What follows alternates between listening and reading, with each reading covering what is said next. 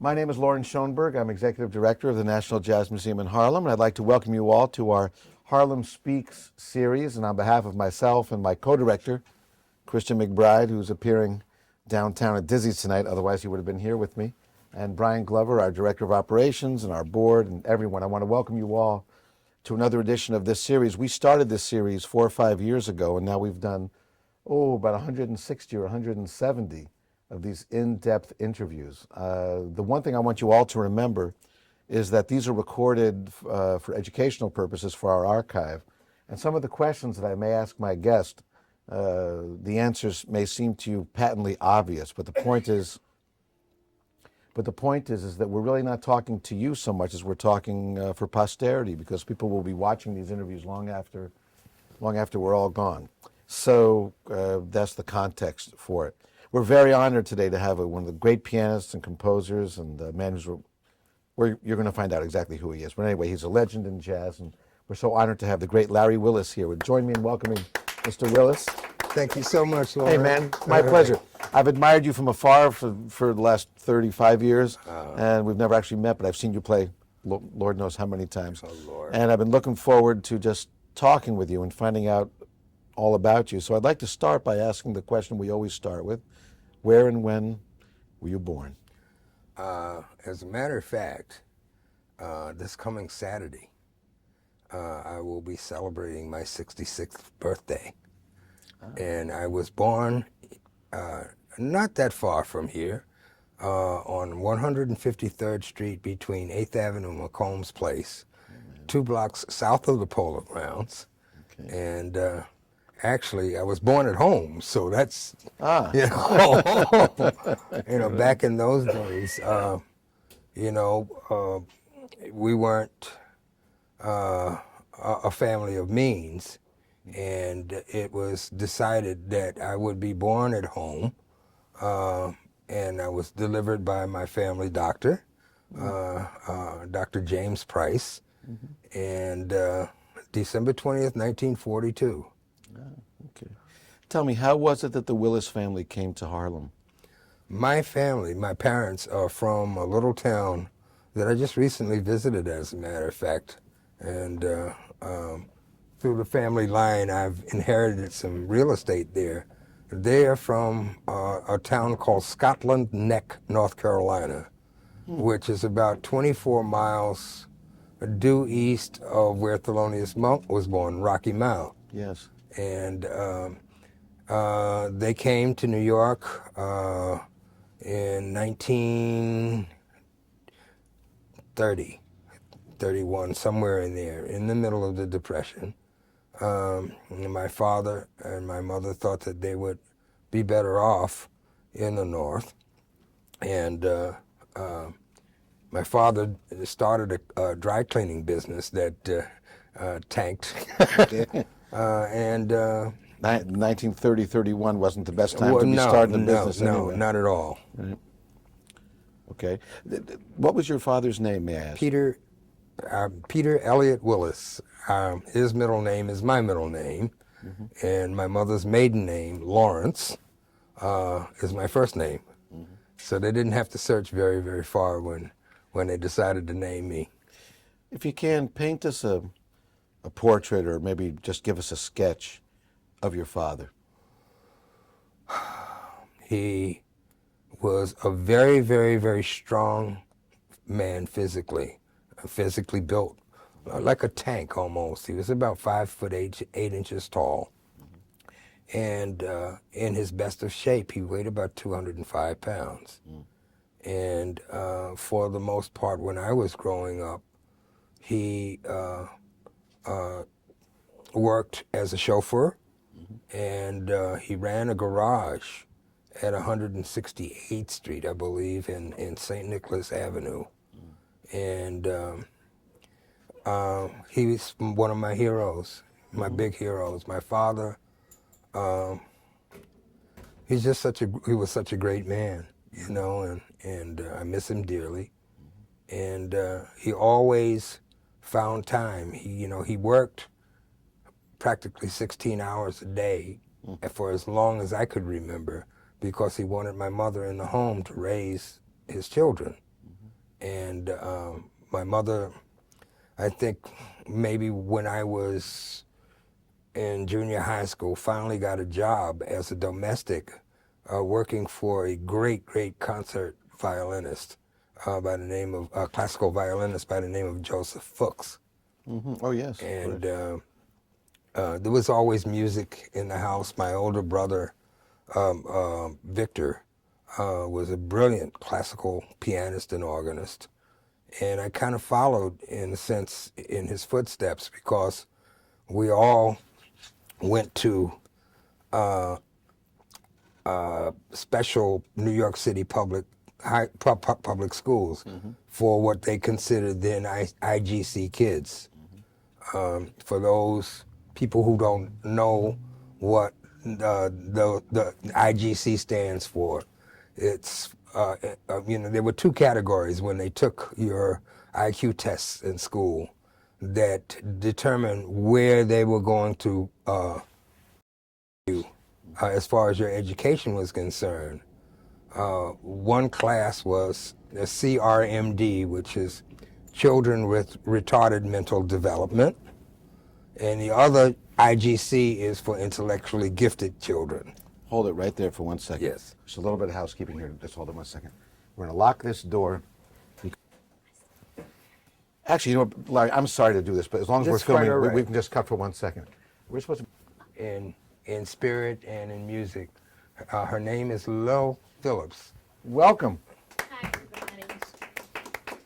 We see her here a lot. I'm honored to say. Okay. Larry, you were telling me about these acronyms. IGC. Yeah, right. Intellectually gifted children. And after the fourth grade, I was sent to a public high school, 68, a public elementary school, PS 68, which and it's 126, not far from here. 126, I don't know what it is now. And then I went to Frederick Douglass Junior High School, which was located right down the street from Strivers Row. And I stayed at Frederick Douglass for only 2 years because I passed the entrance examination for the High School of Music and Art, where I went for 4 years. And I was actually a voice major. Huh. Yes, with some sort of ideas of being a classical singer. And I was in a solo voice class in my junior and senior year. Yep. And my senior year was 1960. And that year, the New York Philharmonic Society decided to pay tribute. It was his 60th birthday, as a matter of fact, of a great American composer, Aaron Copland. Yes. And I was one of 7 soloists participating in an Aaron Copland composed children's play opera called The Second Hurricane, which was eventually recorded. It was one of the Leonard Bernstein Young People's Concert Series. And it was recorded for Columbia Masterworks. And that was my first experience in a recording studio with singing with Leonard Bernstein.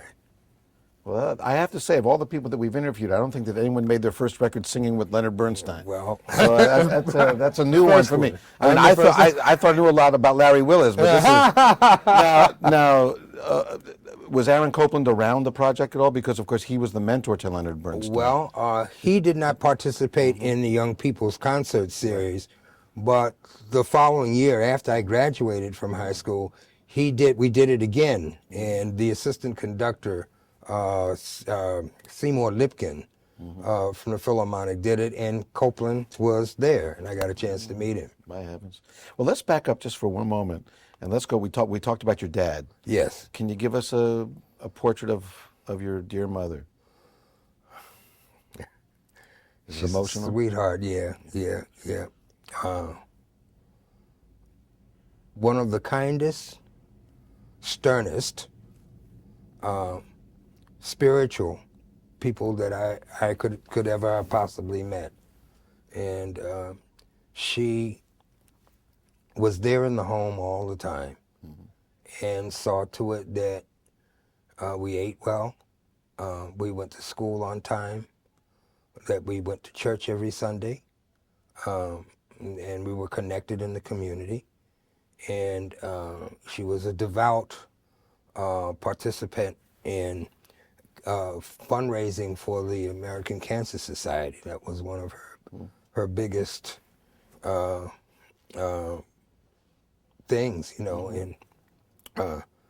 And unfortunately, she succumbed to cancer, but she left her mark on that community. How did your parents meet? Did they ever tell the story? Oh yeah, my father, my mother's father, my maternal grandfather, was a surveyor in Scotland Neck, North Carolina, and a farmer, and a very, very bright, self-taught man, who had the penmanship of a John Hancock. Just absolutely elegant the way he wrote, self-taught, and he amassed, I guess, about almost 100 acres of land. And he, from what I've been told, I didn't get a chance to meet him or know him because he passed away when I was a year old. And I've been told that he, with his eye, naked eye, could tell you within a few feet what an acre of land was. And he was one of the first African Americans in Halifax County to own an automobile. And my father drove. As a matter of fact, he drove for a gentleman by the name of Claude Kitchen, who eventually became the governor of the state of North Carolina. And my grandfather was very, very impressed that my father could drive. So that sort of pushed him to let my father date my mother. Yeah. And that's how they met. And they dated, I guess, for maybe 2 years, and they got married in 1929. I see. And moved to Norfolk, Virginia for a while, and then to New York. Well, it's funny. It's very rare when I interrupt these interviews with a personal anecdote, but you just said something that it's the first time I've heard. In those days, in the teens and the 20s, the ability to drive being something for a fiance. Yes. The story of my family, I'll tell you just real quick, was my grandmother got my grandfather. The grandmother's family were from Germany, and the grandfather's family were from Lithuania, kind of poor people. And they were very skeptical about him, so he wanted to show off that he could drive their Model A. Right. So they got the whole family out there. He said he could drive. He got the car and he drove it through the garage. Oh! And I'm the product of that. And again, I don't know where that goes, but but it's just so funny when you mentioned about being impressed that someone could drive. At that point, that was a big deal. Yeah, well, especially it for was. people It saying, was. "Oh, well, then they're cultivated to a certain point." Now, you mentioned your mother making sure that you were connected to the church Yes. and to the community. Yes. Since you grew up in Harlem, where was the church that you went to? 2 blocks from where we lived, and it still stands. I will be going to church service on Sunday, and I try to go as often as I can whenever I am in New York. It's located at 151st Street in McCombs Place, and it's the St. Matthew's Baptist Church. And I was baptized there twice. Once when I was 12 years old, and again in 2001. It's beautiful. And you mentioned the community. You gave us a sketch of your parents and the schools you went to. But what was, I understand that in Harlem in those days, like in most communities, there were neighborhoods, and there was Strivers Row, and there was this, and there was that. Give us a feeling for your neck of the woods near Macomb and all that. Yeah, the Harlem River projects, Yes. for one thing, and I am in the process of writing a book about all of that with the help of a very, very dear friend of mine who I met. I guess he's a few years younger than I am, but I met him when he was 13 years old. in high school, I was a pretty good athlete. And I played on the basketball team and the baseball team. And guys from my neighborhood, we would go to different neighborhoods to play ball. Right. And we went to the Dyckman Street projects, and where I met a guy who, at 13 years old, was 6'11" tall, and that they used to call Big Lou. Oh, no. Yes. And we know him as Kareem Abdul-Jabbar. Ah. And he's helping me write my book. That's wonderful. You know, he was one of our guests here in the series, so we have a wonderful and synergy. That neighborhood, or just that area, was so exciting at the time that I grew up there, because all of our heroes were in the neighborhood. There was a gentleman who married a lady who lived in my block, who was a great baseball player with the Brooklyn Dodgers. And we used to see him whenever the Dodgers would play the Giants at the Polo Grounds, which is 2 blocks from the house. He'd come in the block to visit his in-laws, and we would all crowd around his car with the license plates ROY-39. Roy Campanella. Oh, my heavens. And I used to stand up, play in Colonial Park, and every day coming off of the viaduct at 155th Street, I would see this fuchsia Cadillac with the license plates RR-KO, Sugar Ray Robinson. Ah. And my father I mentioned before, ran a garage. Right. He parked the cars of 2 New York Giant baseball players. Right. A utility infielder, outfielder by the name of Hank Thompson. And the other guy is arguably the greatest all-around baseball player I think that ever lived. His name was Willie Howard Mays. Oh, yes. And when I was 12 years old, my father asked Willie, when he brought, his car was in the shop, and during those days, whenever the Giants were at home, the Dodgers were always on the road. So his car was in the shop, so he borrowed a car of a friend of his by the name of Jim Gilliam, who played with the Dodgers, and he brought, at that time he was called Junior Gilliam. Right. He brought the car, and my father asked him, would he be so kind to give his little boy, or get a baseball for his little boy.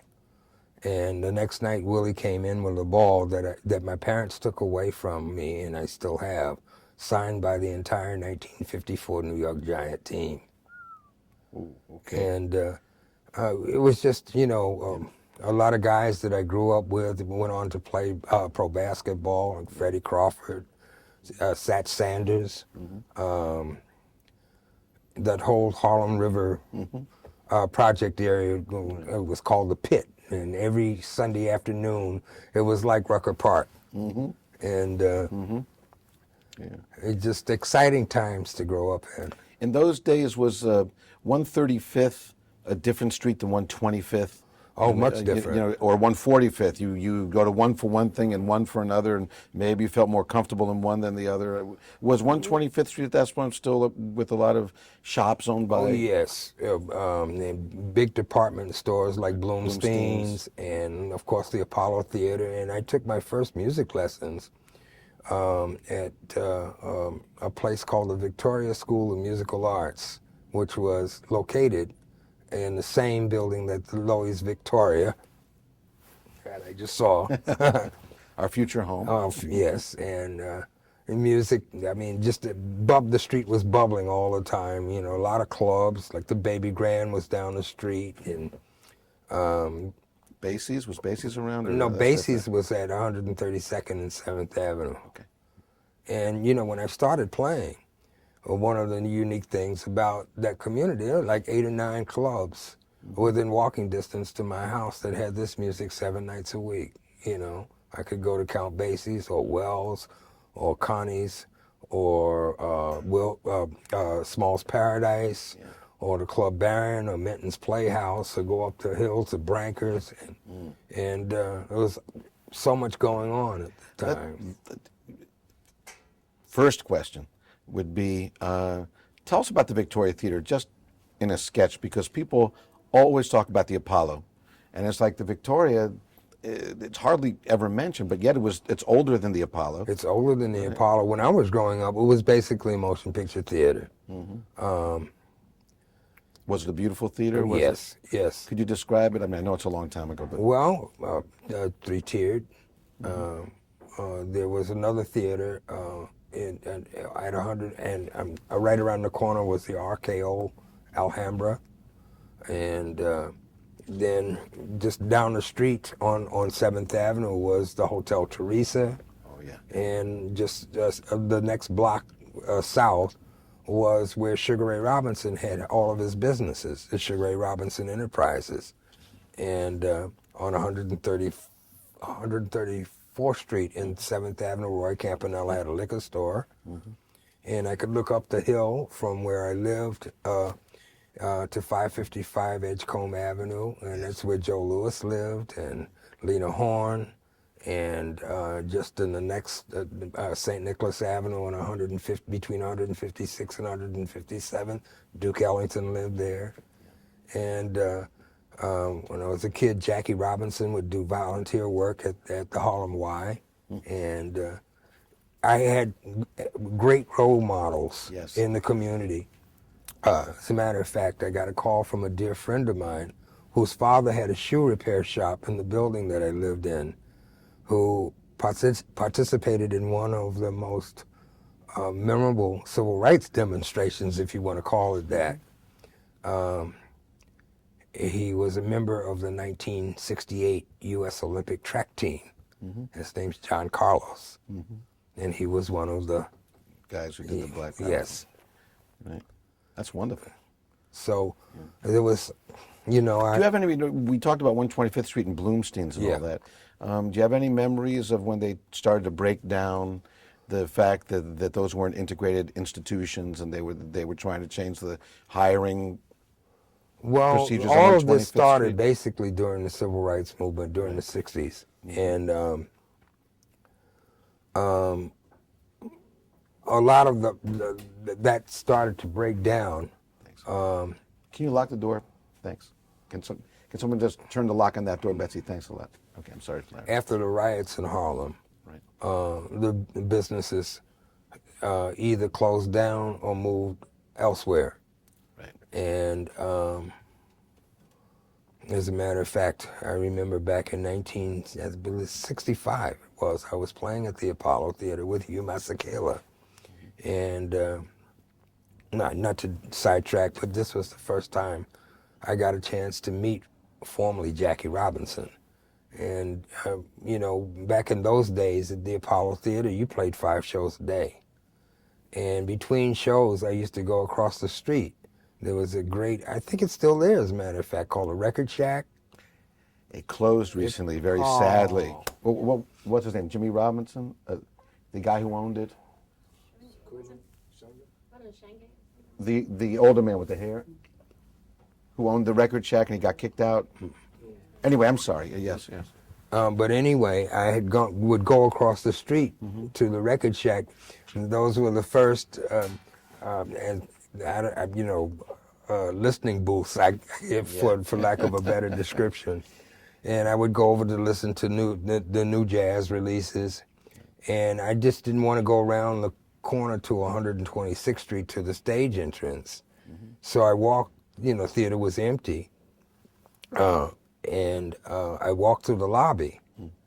And standing in the lobby, talking to somebody who I eventually had the esteemed pleasure of playing with was Jackie Robinson, talking to Cannonball. That's wonderful. Yeah. We've mentioned music, and I haven't asked you, how did music come into your life, Larry? I mean, you mentioned music at home. Yeah. But how did, and singing with Leonard Bernstein. Yeah. How did the piano start, and how did your professional career start? Well, in my junior year in high school, a guy who lived in the next building from me, my older brother this was back in the days of hi-fi. Okay. And he bought an RCA hi-fi record player, And my older brother, is very, very heavily involved in classical music. That was probably the only thing we had to listen to in the house. But this friend of mine who, we played together on the PAL block basketball team, came over to my house one day with a record that changed my life. It's called Miles Davis Kind of Blue. And there was always a piano in the house. And my oldest brother was a Explorer Scout, and he had a bugle in the house. What was his name? Irving Sylvester Willis, and then my other brother, the musician, was Victor Emmanuel Willis. And I used to drive the neighbors nuts by trying to play Miles Davis's solos on the bugle.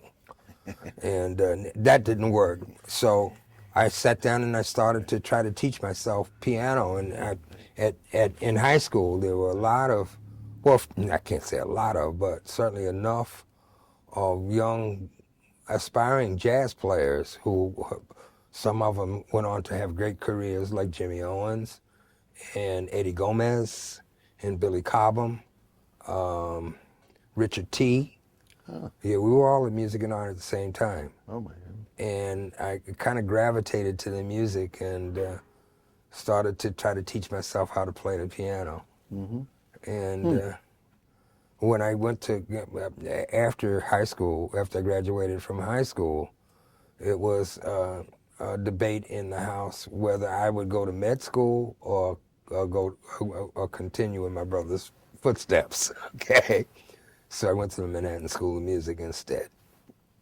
And in my freshman year, I met a trumpet player who was there on a scholarship through the Belafonte Foundation by the name of Hugh Masekela. And he felt that I had some promise, and he met a man when he was back in South Africa who did a State Department tour and got kicked out of South Africa because he associated with Africans. And his name is John Mehegan. Oh, sure. So that was my first piano teacher. Oh, my heavens. Well, he was unique at that time in teaching the Tatum and the Teddy Wilson and the whole history of jazz piano. Yes. And he had those books. And yes. The jazz improvisation series. Yeah. He's forgotten about, and he's a major figure in the jazz education thing. No one ever talks about John Mehegan. And he played piano, I think, on some jazz records with Mingus. And he made a record with Kenny Dorham. Yeah. With Mingus. He played a lot at the Hickory House back in the day. Right. As a matter of fact, there's a very funny story that was recalled to me last year. I did Marion McPartland piano jazz, and we were talking about John, and she was playing at the Hickory House opposite him, and she played a wrong chord. And he came running out of the kitchen and said, no, that's the flat five.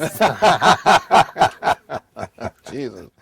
That's taken a little far, but what the heck? Well, he loved that's it. the way he was. He couldn't help it. He loved it. He loved it and was very, very adamant about what he believed in. Yes. And he simplified things because he understood how music worked.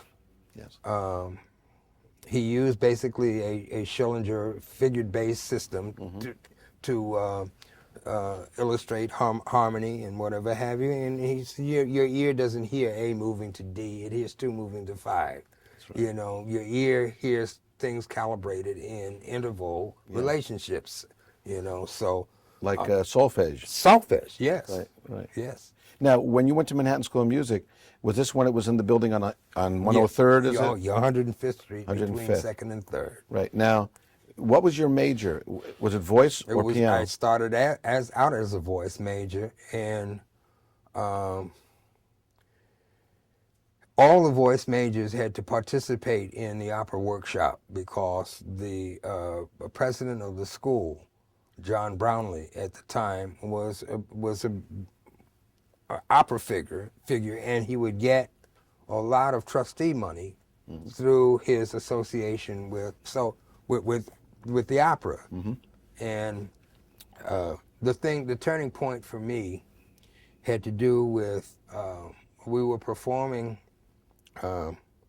Mozart's Don Pasquale, and of course opera is theater. And some of my friends, we had a rehearsal in the auditorium at Manhattan School of Music in costume.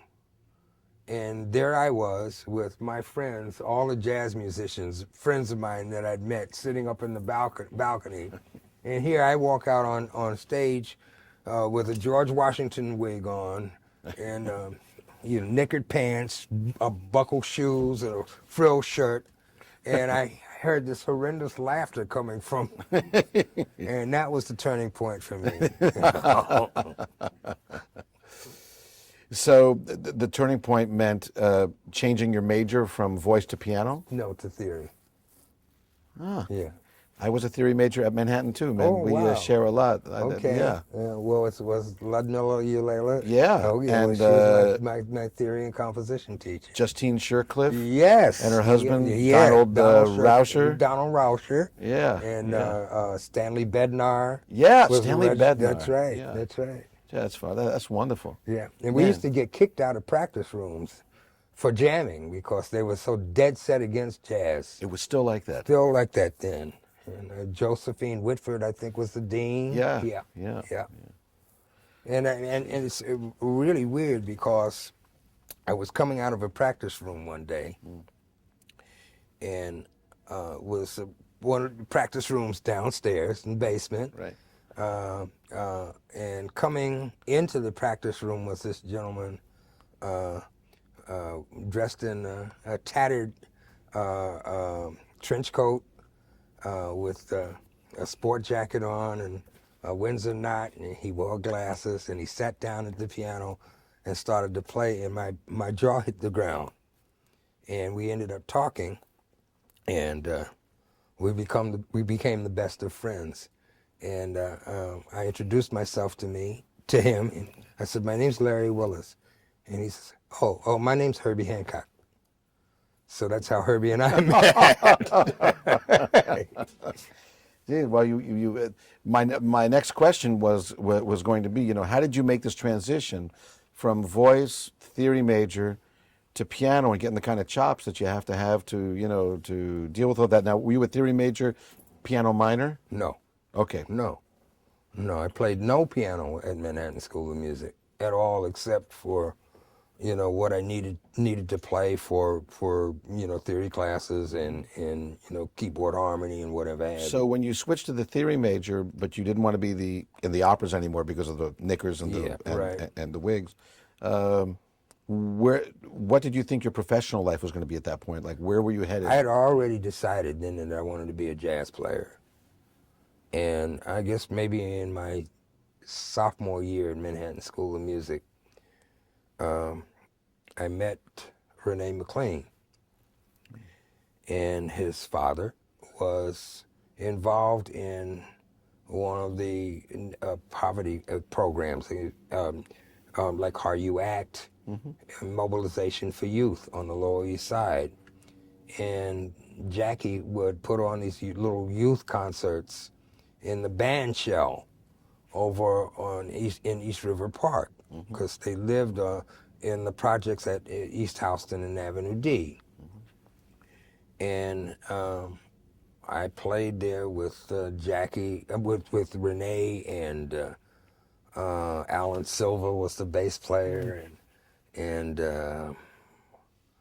I forget who else was in the band, but Jackie heard me play, and evidently he liked what he heard. Yeah. And we started to hang out, and then he finally decided, well, I like you, kid. And so he got on the D train and went uptown to where we lived. I was still living at home, and asked my mother permission to take me on the road. So that's how I started playing with Jackie. Was this after he had done The Connection? Yeah. And all that stuff? Yeah. This is after that. I'm just going to get some more water. Just take a quick break. You might want to fix your tie. Your tie's kind of over a little bit. Excuse me, folks. Worse than tying ties. No, I'm no. even worse than Bill Clinton. People always tell me when they see the video later, they say, "Why didn't you tell me, man?" Is it? How does it look? Oh, you're fine, man. Okay. You're fine. It was just over. I went Okay. to a cocktail party and I went to the bathroom about 40 minutes. I had a piece of spinach like from here to here. Oh, Lord. And why didn't anybody tell me, man? It's like, all my friends I'm talking to, nobody says a word, and I'm sitting there. They kept smiling. Jesus.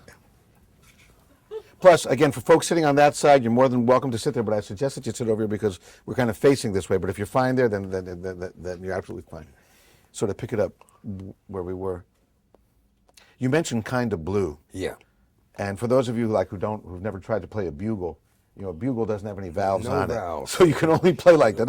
Yeah. And I tried to lip Miles' solos. Didn't work. It's like, of course, the pianist on that album was Bill Evans, who wrote those beautiful liner notes about Japanese art and haiku and all that. And it was one of my first influences. Yeah, so I'd like to talk about that. How you're, someone like you who is immediately recognizable to jazz fans. They hear Larry Willis, they say, well, that's Larry. They may be interested to find out. How did you put it together? And who, you were being born when you were born. I mean, you're coming out of a world with people who knew Art Tatum and people who knew Nat Cole and people who knew, the Monk and the older guys too were still around, and the Lion and Donald Lambert and all these people. Yeah. I mean, you're living at that time. And a lot of people who know your contemporary work may not realize that. So how did you put it all together? Well, my teacher, John Mahegan, used to stress a word, and that word is eclectic. When I first, one of my first lessons that I had, actually the first lesson I had with him, he asked me, what kind of piano player do you want to be? And I said, well, how the hell do I know? And he says, well, if you want to be a star in the vernacular of an Oscar Peterson, then you have to learn the entire classical repertoire because he can do that. You're going to have to be able to play Rachmaninoff, which is the most difficult literature written for the piano.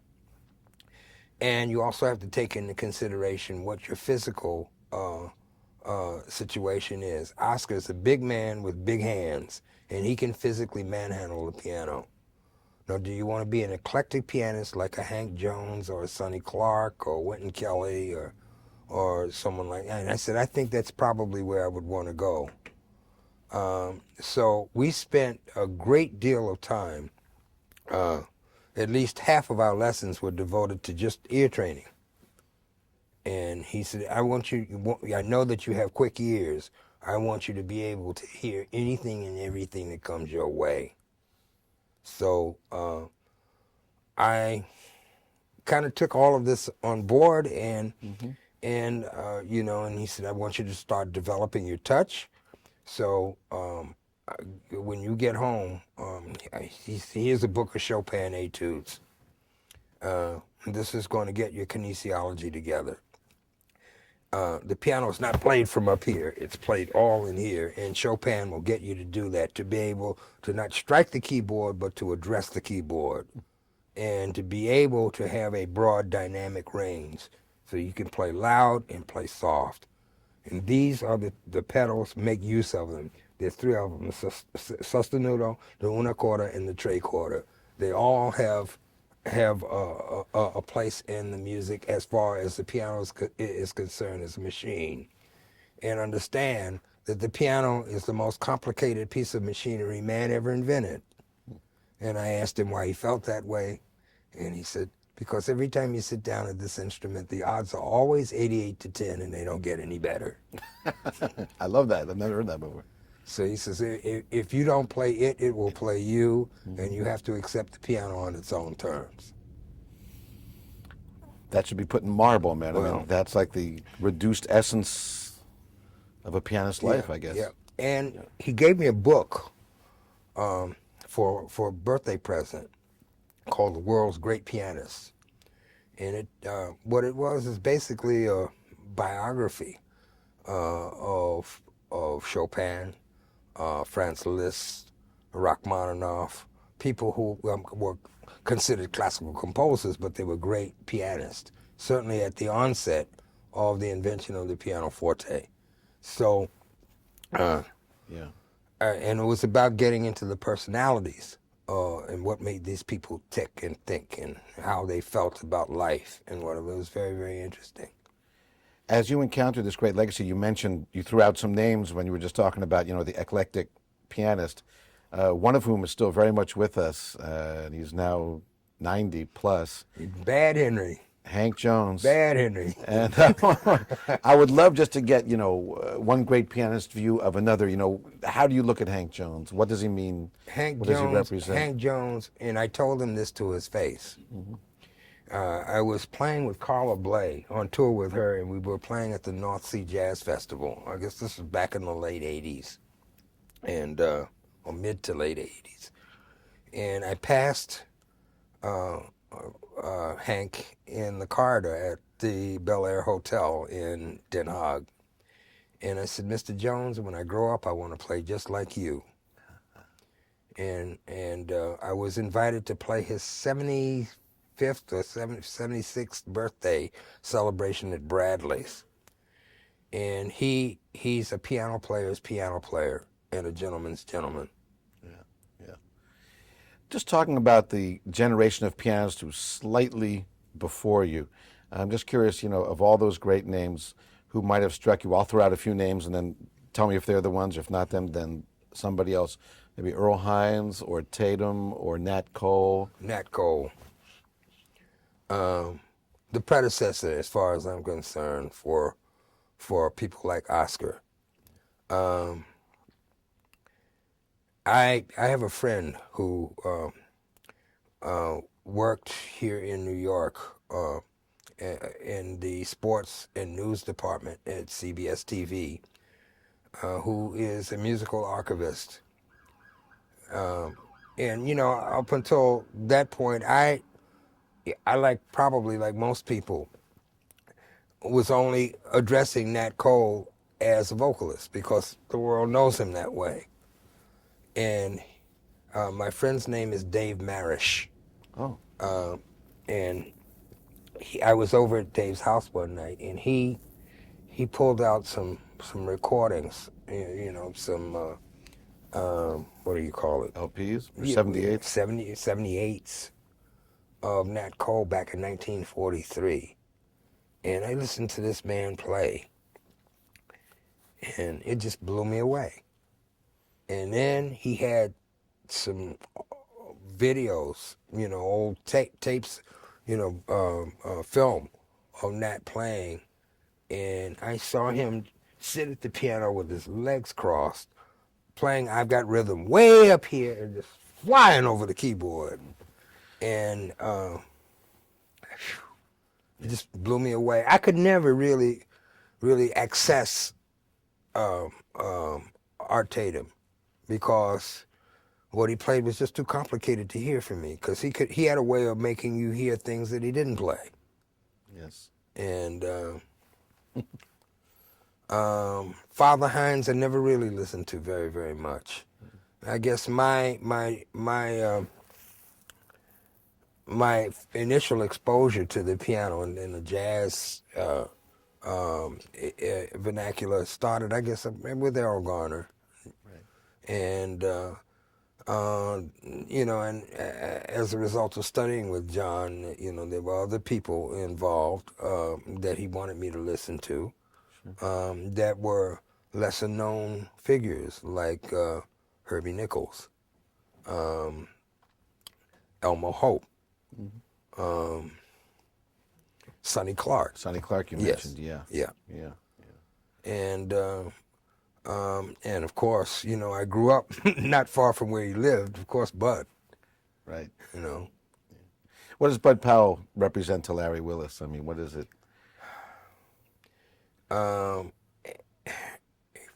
He was one of the co-inventors of the bebop language, and an incredible pianist. Could swing the house down. Complicated, And but it's funny, when I was playing with Jackie, he asked me about Bud. And I said, well, I didn't listen to Bud very, very much. And he says, that's really, really astounding because I hear so much Bud in your playing. Oh.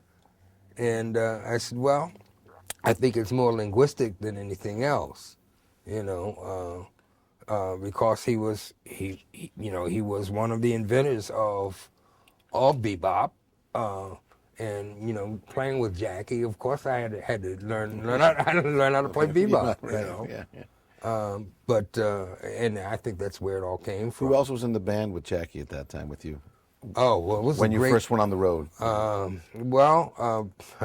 There were several bands, but the band that I remember the most was the Jackknife recording. Charles Tolliver was the trumpet player. Larry Ridley was the bass player, and a brilliant young drummer at the time. I mean, still a brilliant drummer, and one of the greatest as far as I'm concerned. Jack DeJohnette was the drummer. Gee. And we were all full of fire and brimstone. Well, it's funny, when you call these names, I mean, these are names to conjure with. I mean, these are just some of the greatest names in the history of the music. But at that time, you're all young cats. We were all kids. And it's all ahead of you. And so Right. I can't imagine how fresh it must have felt at that time. Oh yeah, yeah. We thought we were on the top of the world. We thought we were the cat's meow. Yeah, that's me out. Just before we get to Hugh Masekela and Jackie, which we're going to spend most of the time talking about the bands you played in and all the great records you've made. One name in piano that we just haven't talked about yet. I'm just curious about Thelonious Monk. When did you see him for the first time and hear his music? The first time I heard Thelonious play, I was actually playing opposite him. Oh my heavens! Accompanying a singer from South Africa at the village gate by the name of Letta Mbulu. And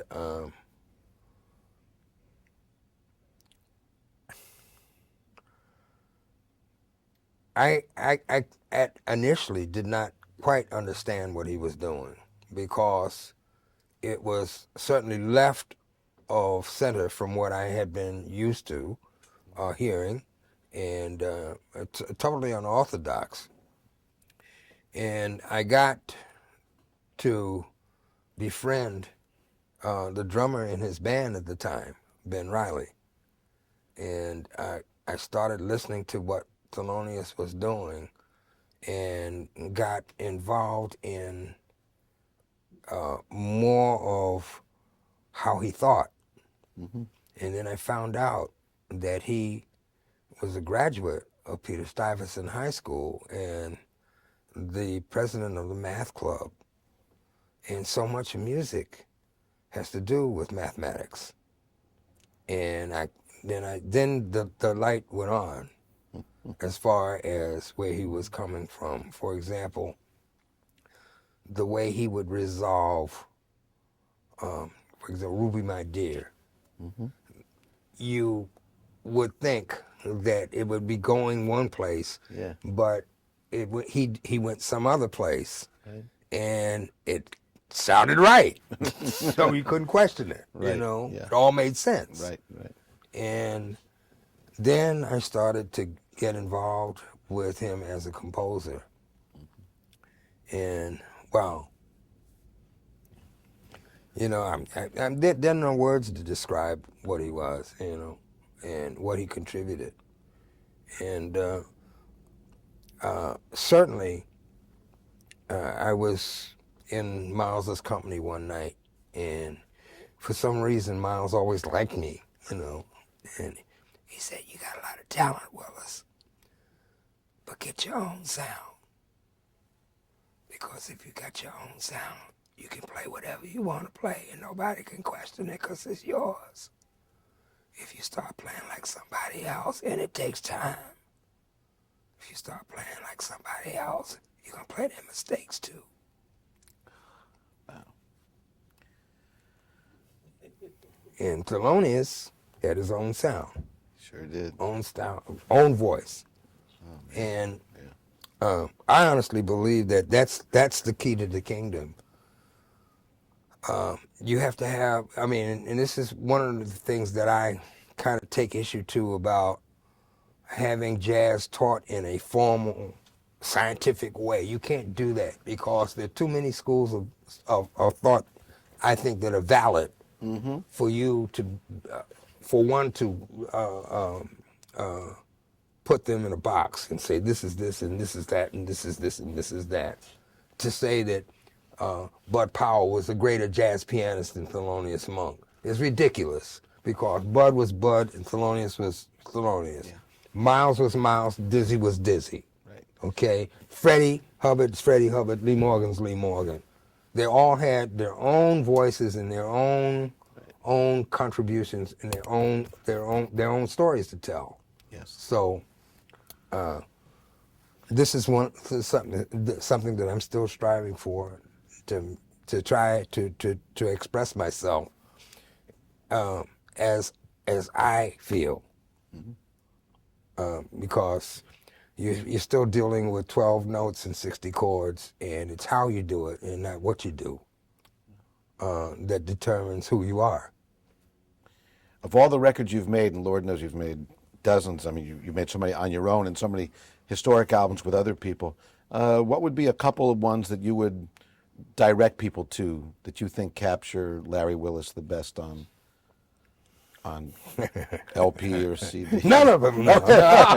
Yeah, but the person watching this 100 years from now wants to go listen to something, so what should they go out and listen to? There's one record that I don't even know if it's still in print or available that I, for some reason, don't have a problem listening to. I made a trio album when I was recording for Steeplechase Records with Lewis Nash and David Williams. And it's called How Do You Keep the Music Playing? And I enjoyed making that record because we got in and out of the studio quickly and we didn't rehearse. And because David was out with Cedar Walton the week before I was going in the studio, I was playing at Fat Tuesdays with Joe Henderson, and Lewis Nash was at Sweet Basil with Tommy Flanagan, so we didn't have time to get together to rehearse. But I picked two musicians that were well steeped and experienced in playing in great trios. And we started recording about 10 o'clock in the morning, and by 4 o'clock in the afternoon we were done, including having to stop to have the piano tune. Another record that, as a matter of fact, hang on. This is the cover. It's another record that I'm fairly proud of. It's my second release for High Note Records, and I got a chance to play with some really great musicians. One I went to high school with, this magnificent bassist by the name of Eddie Gomez. Oh. And this has Steve Davis, who is one of my favorite trombone players, and one of my favorite drummers, Billy Drummond, and my bandmate from the Fort Apache band, Joe Fort, is playing alto saxophone. And there's another record that I did for Audio Quest Music that I like. It's a tribute to Herbie, and it's called A Tribute to Someone.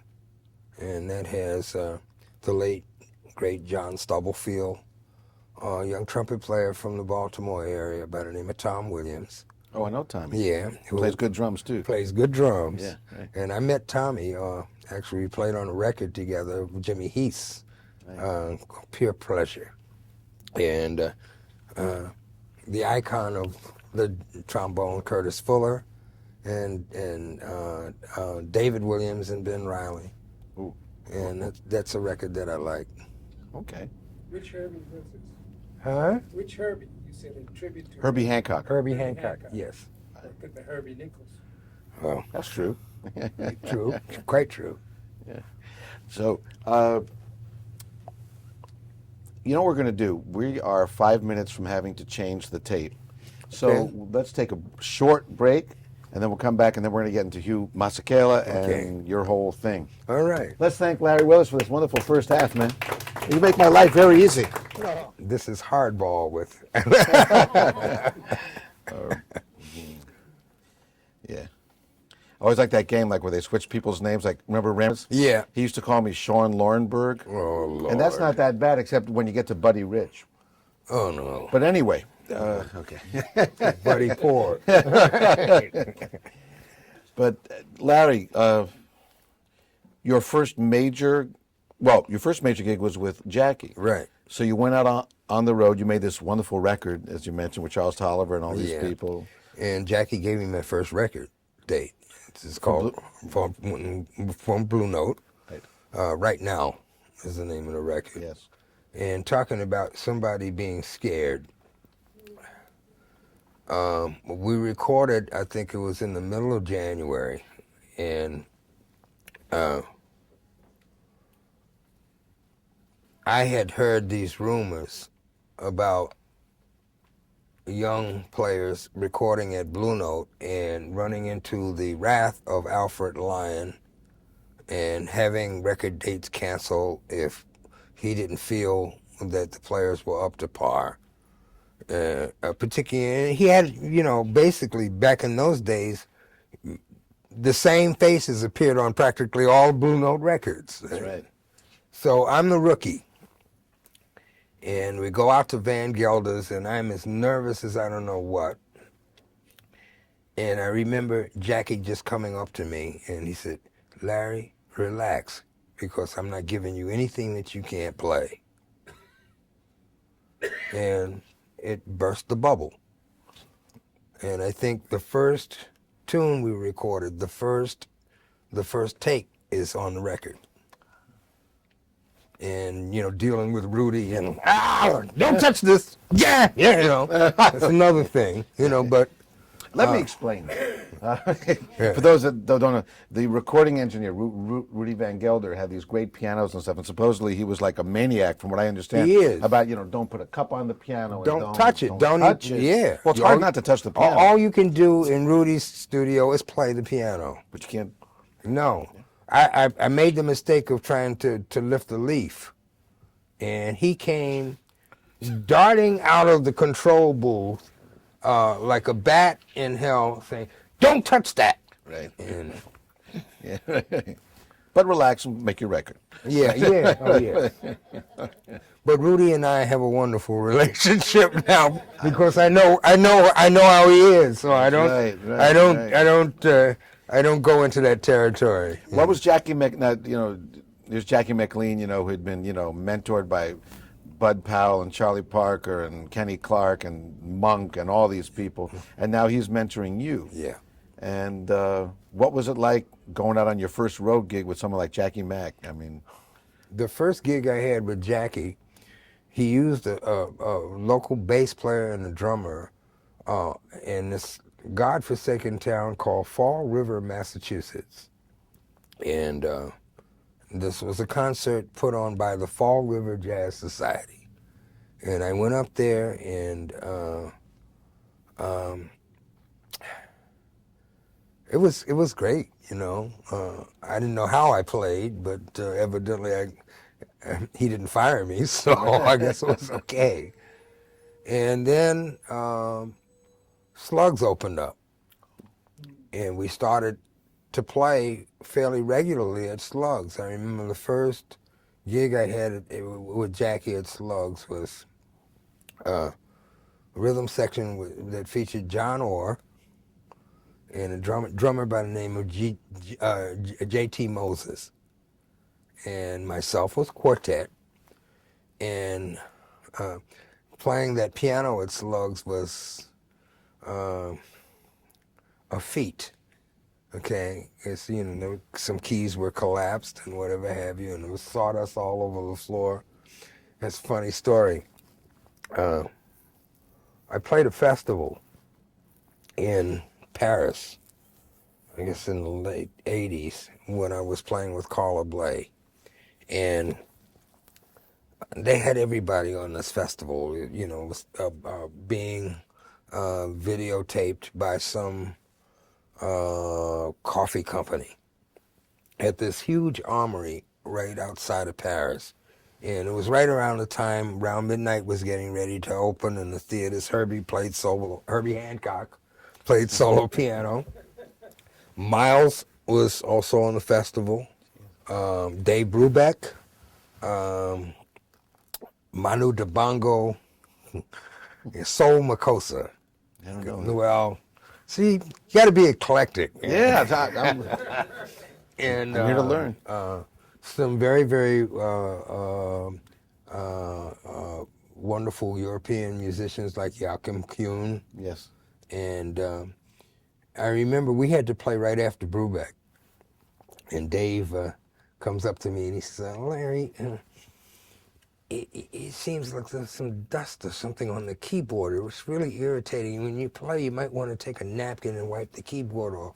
I said, dust, Dave? You never played at Slugs, huh? Dust is all I have to worry about. I'm way ahead of the game. Oh, Jesus. Where was Slugs? On 3rd Street between Avenue C and Avenue B. It was right around, not near in the same neighborhood where Jackie lived. And what? I've got some great memories of playing there. It was a rough place, wasn't it? Very rough place. And we lost one of our great musicians in that establishment, and I guess everybody knows that story. Right. How Lee Morgan was shot on the bandstand. Yeah. And as a matter of fact, one night, this is a night that I will never forget, I was playing there with Jackie, and Lee was in the band with Jackie, Lee. The rhythm section was me, Clifford Jarvis, and Paul Chambers. In the last set, Kenny Dorham came in and pulled his horn out, and he and Lee just got into this battle on the bandstand. I just sat at the piano and said, what? I had never heard music like that, and it was just fantastic. Yeah. What would it be that you learned from Jackie McLean? Your first time on the road, first time with a famous band leader. What was it that he stood for? Well, he first of all taught me how to comp. What's comping for somebody who has no idea what you're talking about? Accompaniment. Right. Playing behind somebody. Right. The chords that you would play behind somebody who's soloing. Right. And Jackie reminded me that the piano was an 88-piece orchestra.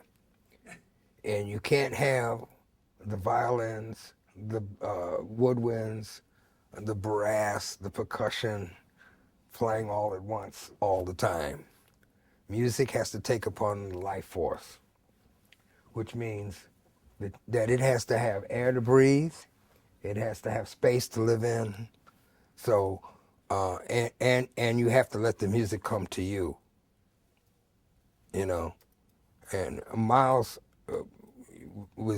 had a very, very, very eloquent description of it. He says, the notes and chords that you play are there to fertilize the music. He says, it's like putting lemon on fish. And if you play too much, or put too much lemon on the fish, you destroy the taste of the fish. So I got tired of hearing Jackie play, stroll, Larry. Stroll means to lay out. Go for a walk, take a hike. In other words, don't play now. Until I learned how to accompany. Jackie was like a second father to me. And I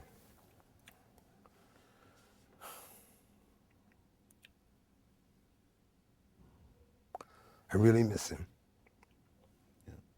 Can you share with us, Larry, maybe just, if it's not too personal, but some way that he was like a second dad? Do you want me just one indication of it? Okay. I guess maybe about 5 or 6 years ago, I was being considered for an artist in residence position at Florida Southern College. And aside from teaching 1 year at the New School for Social Research, when their jazz and contemporary music department first started, I'm not prone towards academia in that sense.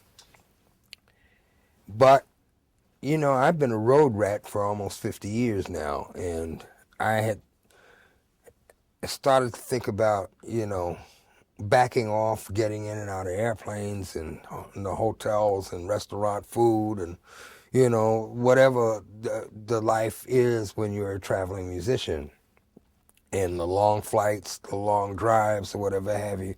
And as you get older, of course, your body starts to wear down. And I called Jackie and asked him two things.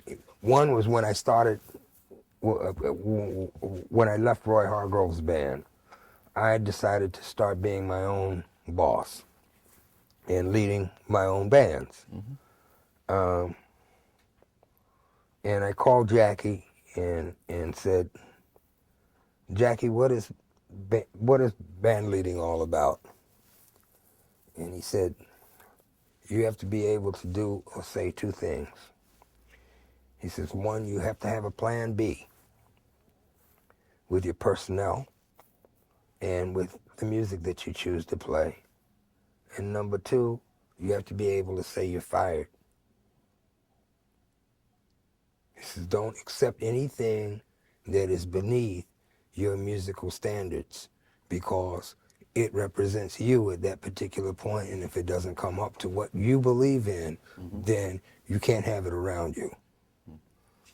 And with the school thing, I asked because, you know, he was the founder of the Jackie McLean Institute, and he just basically opened up Hartford, Connecticut to jazz. You know, he put Hartford on the map as far as I'm concerned. And I said, well, Jackie, you know, one of the things that is an issue is that they don't want to tenure me because I don't have a master's or doctorate in music. And he said, Larry, if they want you, you earn your doctorate on the bandstand. Amen. And don't accept anything less than that. If you're going to cut back on what you're doing, something has to take its place.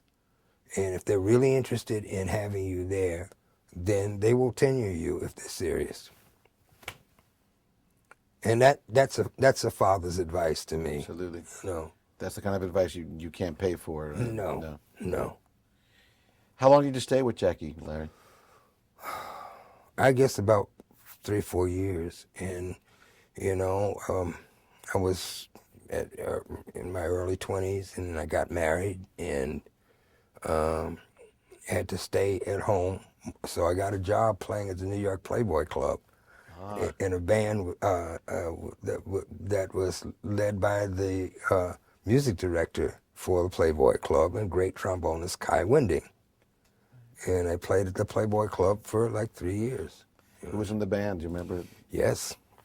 The bass player was Earl May. We had a guitar player by the name of Al Gaffer, who went on to play with Dizzy, and Al Foster was the drummer. People forget there was a lot of good music at the Playboy Club. Yeah. All kinds of great trios. I think Monty Alexander played there. I took Monty's place there. Well, then you know. Yes. Yeah. Jesus. What was Kay Wending like? You know, people talk about JJ a lot, but they forget about Kai. What was it, Kai or Kay? Kai Wending. I can say that because my first wife is from Copenhagen. Oh. And Kai was born in Denmark, in Aarhus. And so it's Kai, if you taler dansk. I don't. You know, no snakker dansk. No snakker dansk. Okay. Inka dinka do. But yeah, all right. So you went with Jackie off the road, got a nice gig in town playing at the Playboy Yes. Club. And it subletted Miriam Makeba's house in Englewood Cliffs, New Jersey. So I got a chance to live right across the street from Dizzy. Okay. And it was another second father to me. Yeah. You know. Now, how did you wind up subletting Miriam Makeba's house? Well, Miriam introduced me to my first wife. And I was playing with her then husband, and we were all touring together, Hugh Masekela. Right. And we played 6 weeks at the Varietine in Tivoli Gardens in Copenhagen, and that's how. So when we decided to get married, by that time Miriam and Hugh had divorced, and she had an apartment in Park West Village here, and she just said, when Hannah comes over, you know, why don't you you take my house. So that was nice. So it was Jackie, Playboy Club with Kai. Yes. And then with Hugh? No. Or was it kind of at the same time? Around the same time, you Right, know. right. Hugh Masekela, famous guy, a lot of records, all that.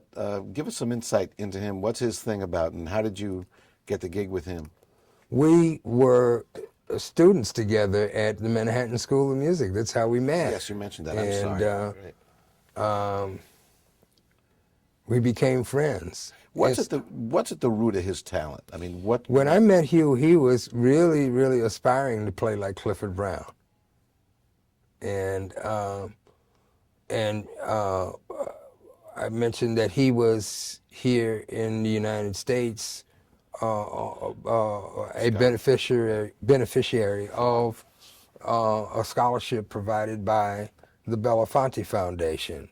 Harry was very instrumental in exposing Miriam to the American public, because he had gotten Harry is still a civil rights advocate, and at the time, very, very few people knew anything about the horrible conditions that the apartheid social and governmental system in South Africa was about. And Harry, through Lionel Rogerson, discovered Miriam and brought her here. And Hugh and Miriam were friends back in South Africa, so it was all like a part and parcel of the same thing. And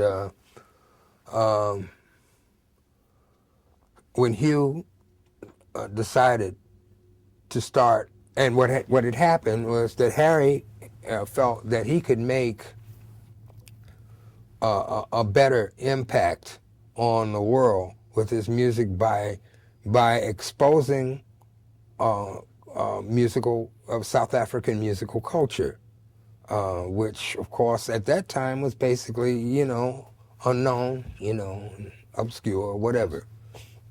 And instead of playing bebop, he moved in the direction of playing music indigenous to the culture that he came from. And so we did, Miriam used to laugh because she said I could click louder than she could. We used to play music called mbaqanga, which is basically the music that comes out of a lot of the dance halls and shebeens in South Africa, that and tribal folk songs like Bajabula Bonke and the healing song, things like that. And Hugh felt that I could do it. And we formed a relationship, and both personally and musically, that has gone on since then. I just talked with him last week. How is he? He's great. He had a minor bout with prostate cancer that he has licked, and my phone bill is going to be horrendous. But we talk to each other as often as we can. You know, he's back in South Africa now, and I will see him next month because he's going to come to play for the inauguration. Ah, okay. Now you mentioned so you know, you're at Slugs one night, and you know, and Kenny Dorham and Lee get into it, you know, and you're out on the road with Jackie, and then you're playing with Kai Wending and Al Foster. So I mean, you got all this stuff happening. Stan Getz, Cannonball. Is that all? Okay, no. Well, and that's not all, because I know that there's a lot more too. But my question is, so then you go with Hugh, and playing these tunes from these dance halls and the click stuff and all that. You know, what did the piano do? Because I mean, you can't sit there with your normal harmonic thing, I wouldn't think. You had to do what that music was about. Right. You know, which meant that you had to simplify what you did. Right. We're not talking about minor 11 chords or whatever. You're talking about basically trying to make triads sound good Which and is the interesting. hardest thing the to do, hardest right? thing to do. Right. You know, is to take something complicated and simplify it. Right. What was at the root, as a musician, as a trumpet player, like of Hugh's thing? Like, where's his great talent? What is it that made him?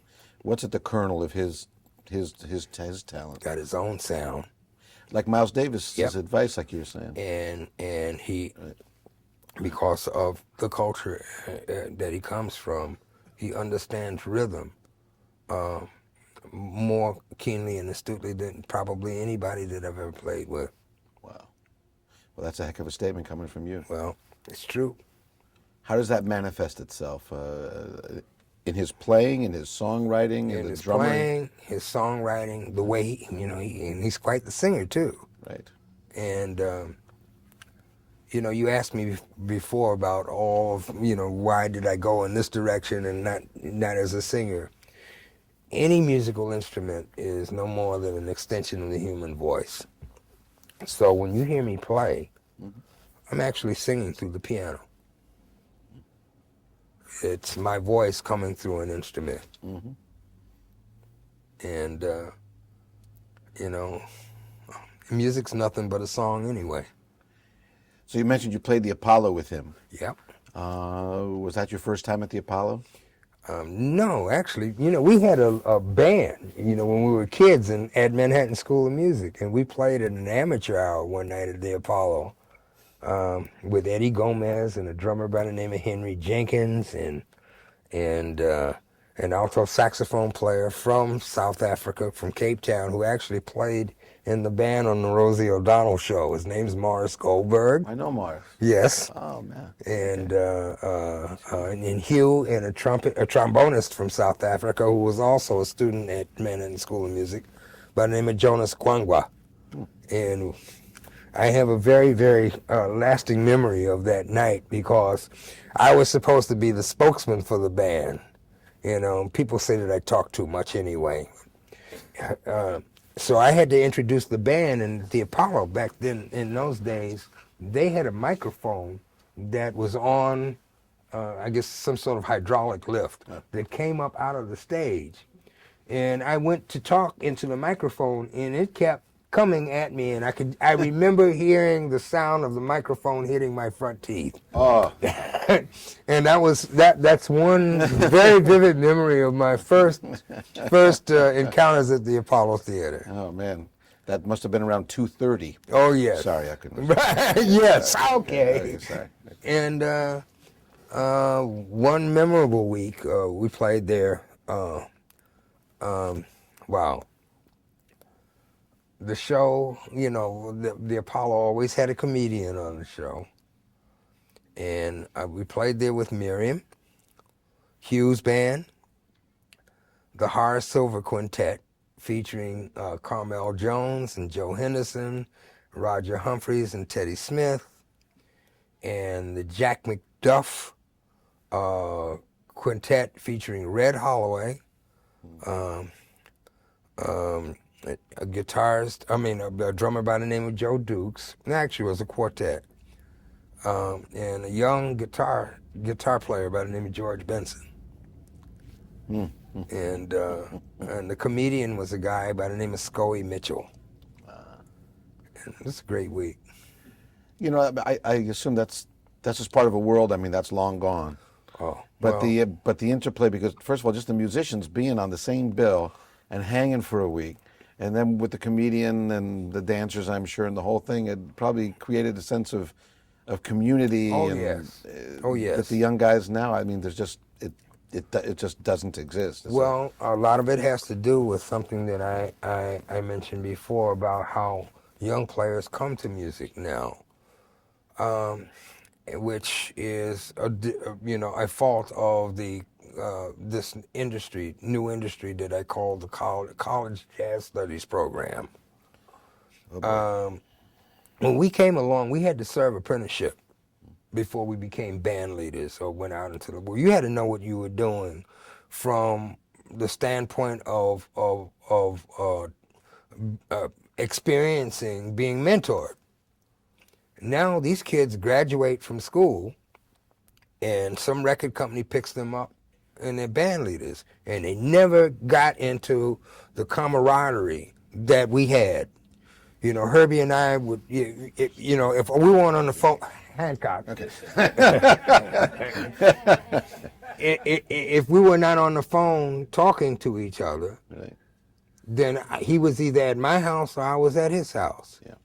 I remember him, you know, he would come over, and because the Polo Grounds was a couple of blocks away, we'd go to ball games together. My mother would always cook. As a matter of fact, she says, how could somebody so thin consume that much food? And I, you know, and our families got close. Yeah. You know, whenever I would be in Chicago, I would always, you know, visit and spend time with Herbie's parents.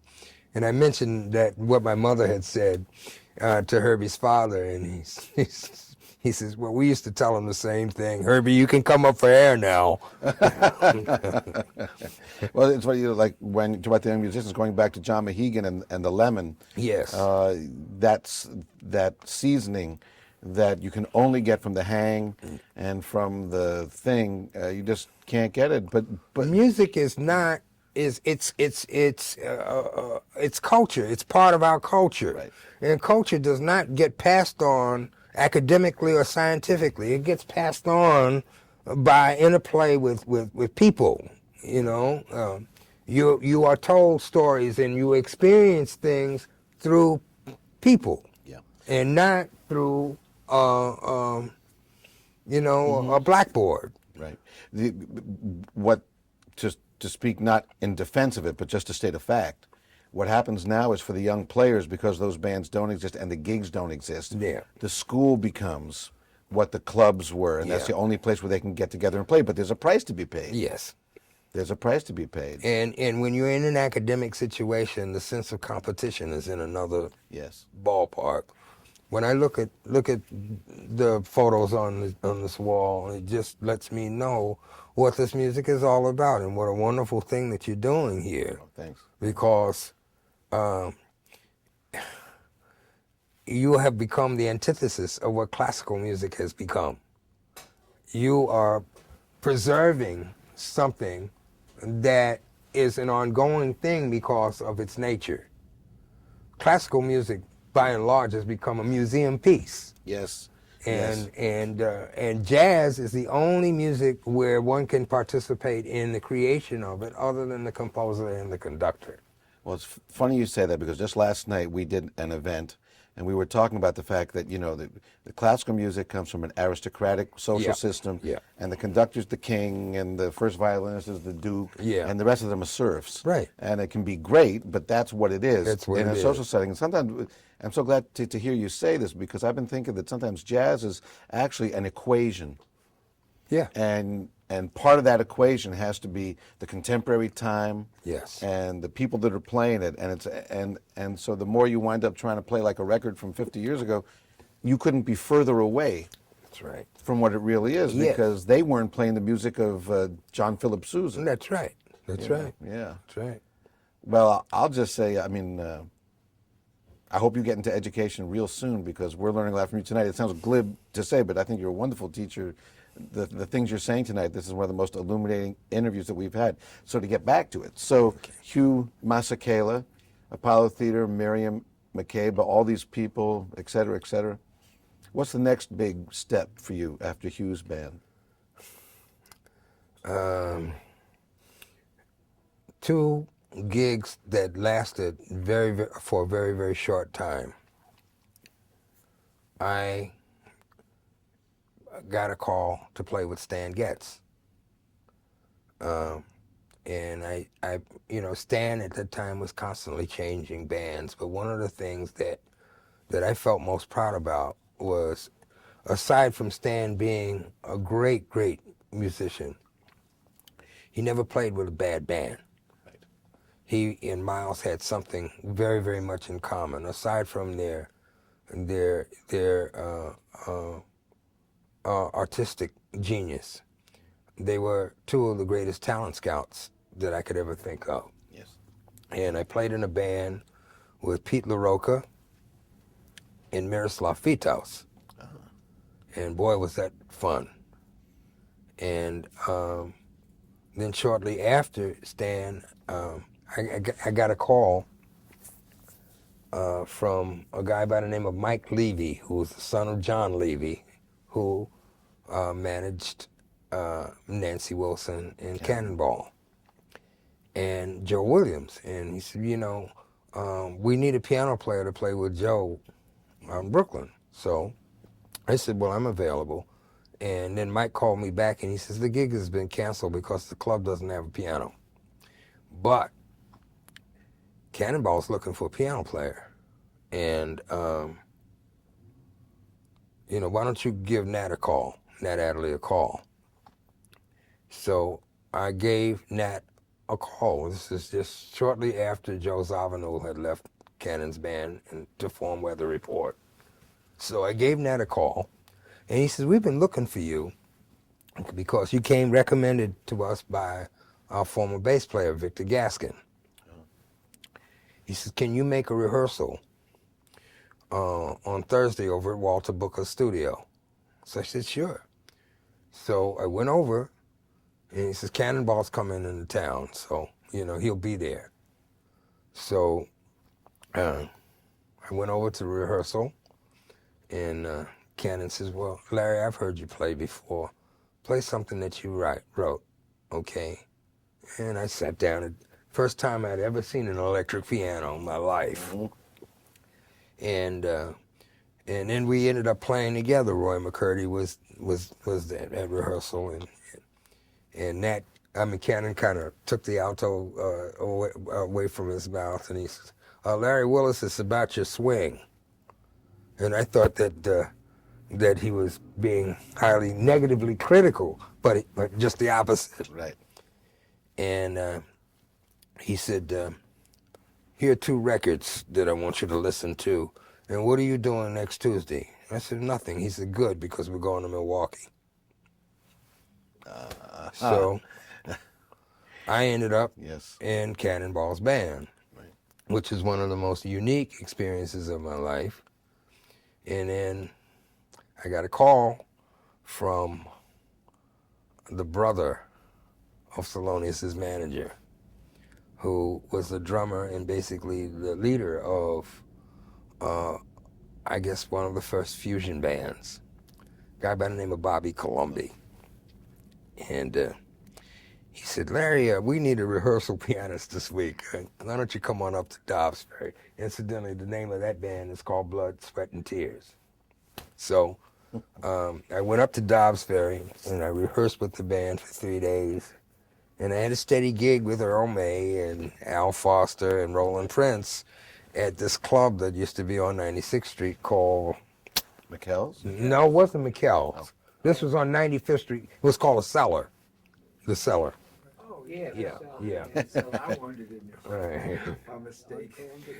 Yes. And as a matter of fact, Miles wandered in there one night and heard the band, and the next thing I knew, I came to work one night, and I see all of these wires and whatever have you in this remote truck, and Miles standing at the bar, and I go to hang up my coat, and there's Tio Macero in the kitchen with an 8-track tape recorder, and Miles recorded that band. That's that famous Cellar session. That's right. That's right. That's Jesus. right.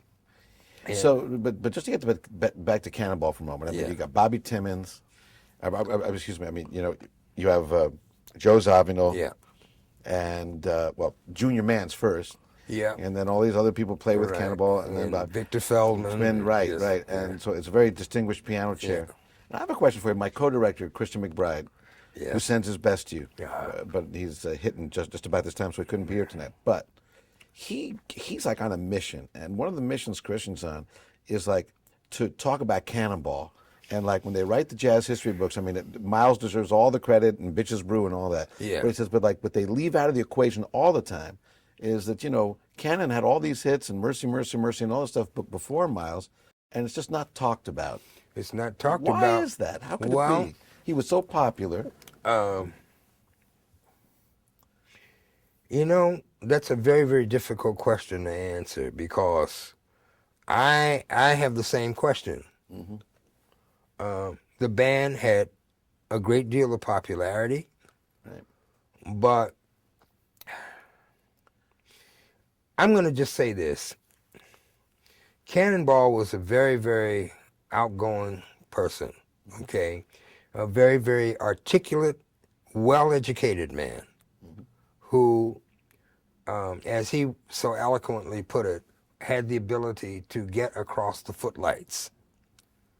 Miles, on the other hand, had this mystique about him because he didn't talk to people, and he just, was just another level of consciousness. People would, the mystique here is you would run into him at a gymnasium with boxing trunks on, and then you see this man come to a club and not speak to anybody, and as soon as he walked in the door, there was a certain element of his own charisma, An aura. an aura about him, and then the way he dressed, and the cars he would drive, Right.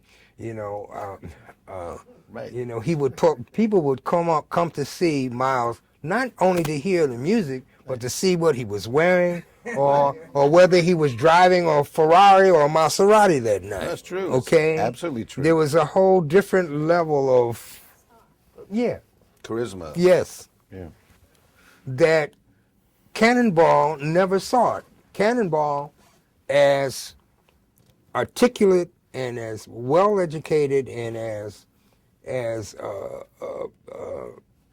great a musician as he was, from not only an artistic but technical standpoint of view, there's nothing that man couldn't play on the alto saxophone, was basically still coming from Tallahassee, Florida. I got you. And with him, a country element that most African Americans could identify with. So when you would come to see Cannonball, you felt more like a part of the band. As a matter of fact, he treated the band like a family. With Miles, completely different picture. Right. A lot of people, I remember speaking to him one night. He said, "Oh, you're the one that's been trying to imitate my voice on the phone." And I said, "That's because I love you." Right. And he laughed. Yeah.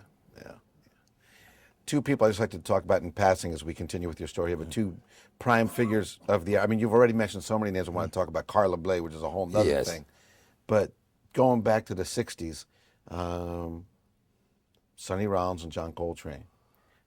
And just, what they meant to you, and when did you hear them? And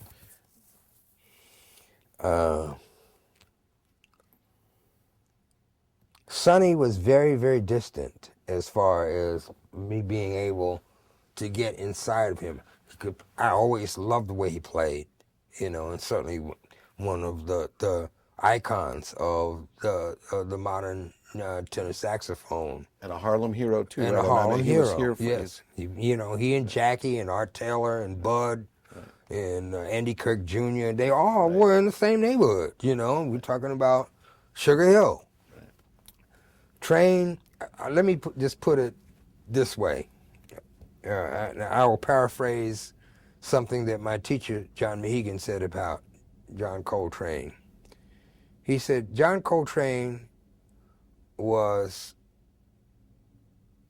the only post-Charlie Parker saxophone player that had his technical skills, his harmonic skills together to the degree that he didn't have to imitate Bird.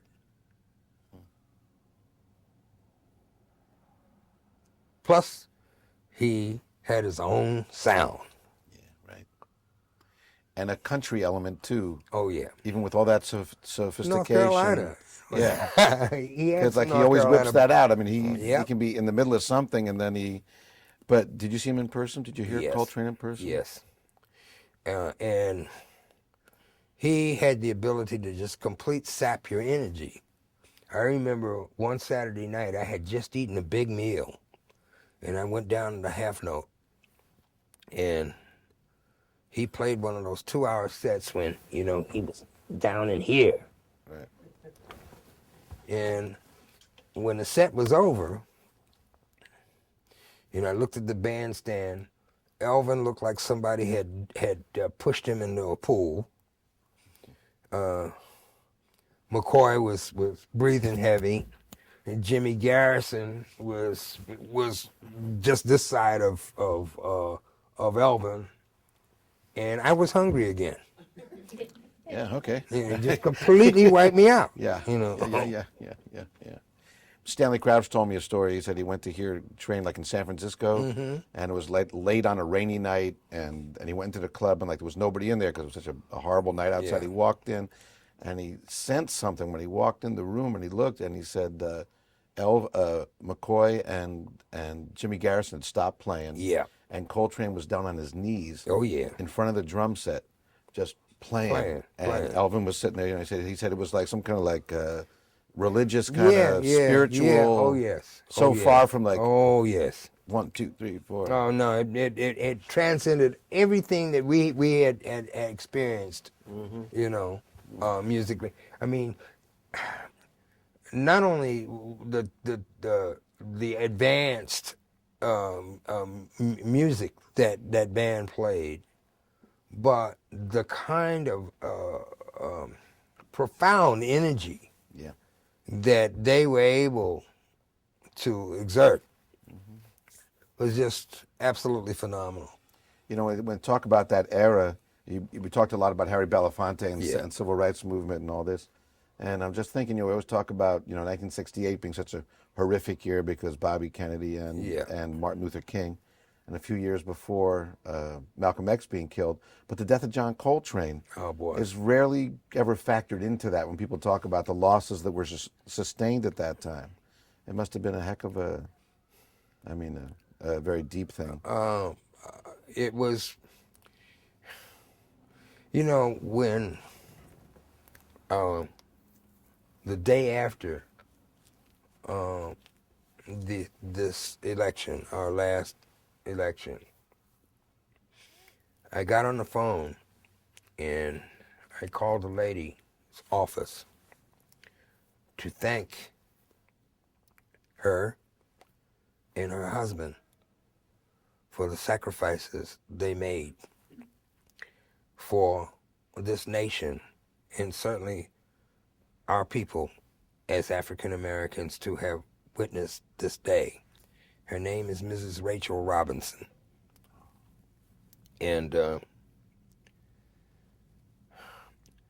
I guess maybe every generation can say something of this nature, but I don't think that any one of us, I know I can see people out here, that lived through this, being children of the 60s. It's the most dynamic period in 20th century American history.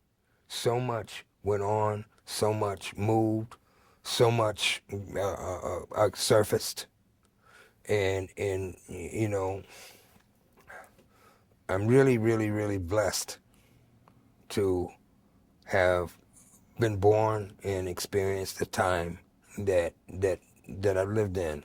That's why the title of my book is going to be called Beyond My Wildest Dreams. Mm-hmm. For a poor kid growing up on the streets of Harlem, I've experienced life way beyond my wildest dreams. And I don't think anyone could have had the kind of musical education that I had. I got it academically, and I got it in the streets too. Mm-hmm. And I got it from people who knew. After Cannibal Adderley and this rehearsal period with Blood, Sweat, and Tears, well, what was the next major? Blood, Sweat, and Tears. Right. I was there for 7 years. It was 7 years. 7 years. Yeah. Right.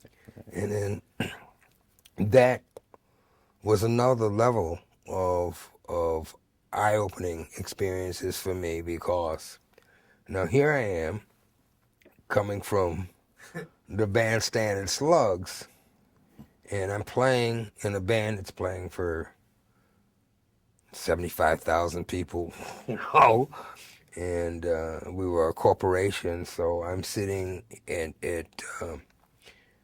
meetings at Columbia Records with Clive Davis, and I'm seeing what the corporate musical world is about, because the band, because of its success, was a corporation, Blood, Sweat, and Tears Limited, and had its own travel agency. It booked itself. Wow. I had health insurance, you know. I mean, everything that someone who worked in the corporate world would have, Right. you know. And I joined the band, you know, a Pioneer stereo endorsement, a Selmer Ampeg instrument endorsement, you know. All of a sudden, the things that I used to have to slave and work for, you know, I'm getting for nothing. And I didn't like it, because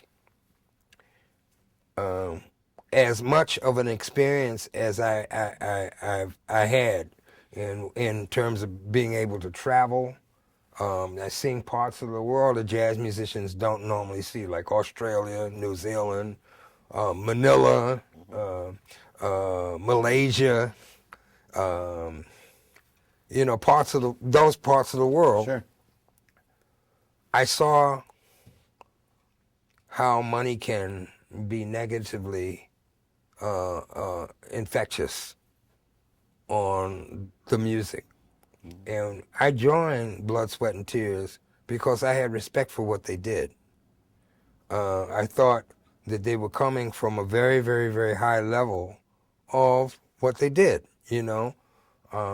Practically everybody in that band was conservatory trained, well-educated musically, virtuoso players like Lou Soloff, for example. And then the next thing, you know, we go on the road and I see the Platinum American Express cards popping out, and people being able to buy things not because they needed them, but because they could.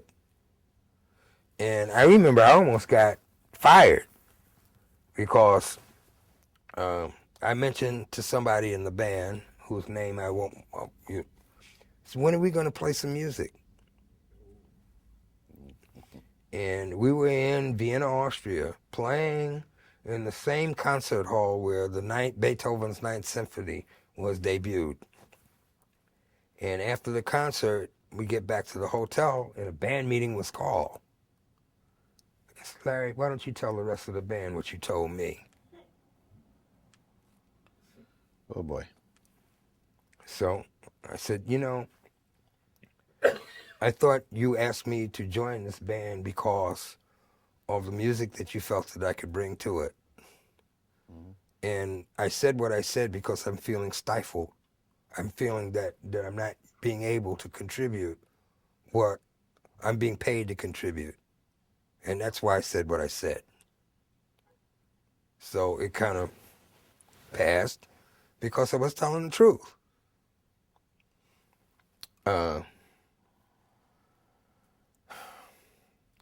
You know, we all need money to exist. As John Hendricks so eloquently put it, he says, art for art's sake, but money for Christ's sake. But we as artists are chosen by God Almighty. And we are here as his representatives. And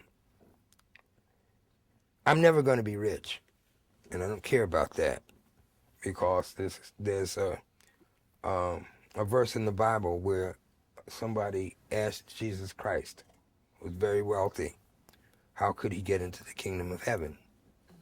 And Jesus told him, your chances of getting into the kingdom of heaven are about as good as a camel going through the eye of a needle.